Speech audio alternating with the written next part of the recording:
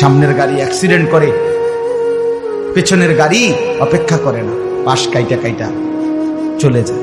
Jam বাজ্যা গেলে আরো চিৎকার শুরু করে, আরে লোক মরে গেছে, আরে মরলে মরুক বেটা, রাস্তা ক্লিয়ার করতে কও। ঠিক কিনা বলেন না কেন?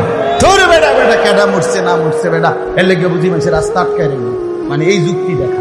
তাহলে কেডা মরছে না মরছে মানে তোর মতো এক মানুষ মরছে। ঠিক কিনা বলেন না? তোর মতো এক সুস্থ সবল মানুষ মরছে বেটা, যে একটু আগে হাত নাড়তো পা নাড়তো, সেই মানুষটা এখন রক্তে ভাসতেছে বেটা।